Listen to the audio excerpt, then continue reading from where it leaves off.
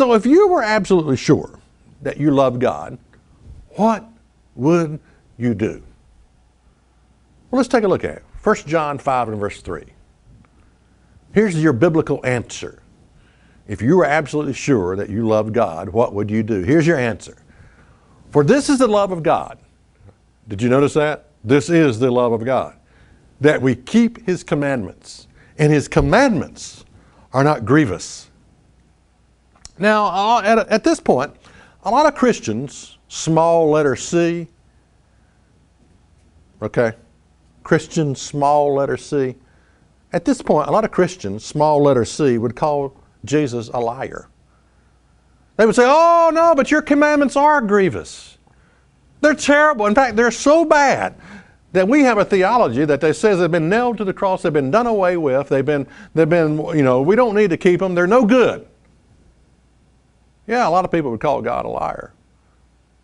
He says that my commandments are not grievous. They are for the purpose of giving you a life that works.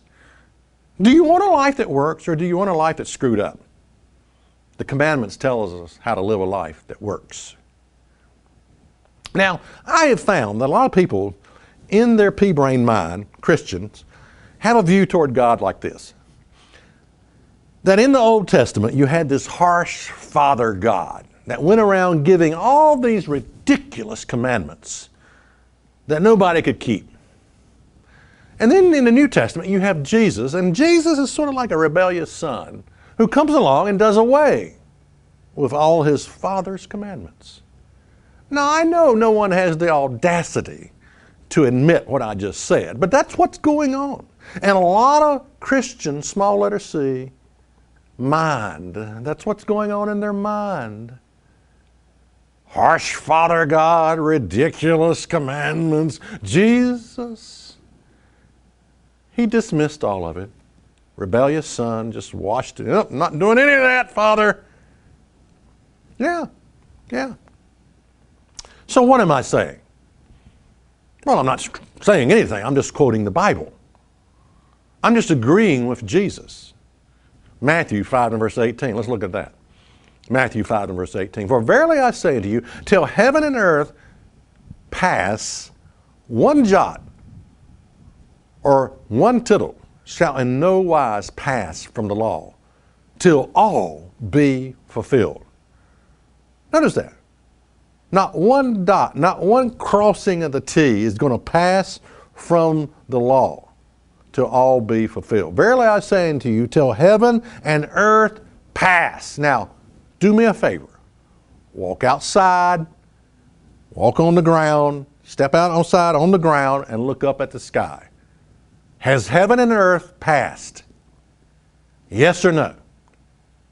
There's only one answer. The answer is no. Heaven and earth has not passed yet. So nothing has been done away with from God's law, okay? Your preacher's been lying to you. He's a liar. You just got to get used to that. You just got to get used to calling your holy man of God a liar, okay? You just got to get used to that. I know it hurts, but if he's telling you, something opposite of what Jesus said heaven and earth.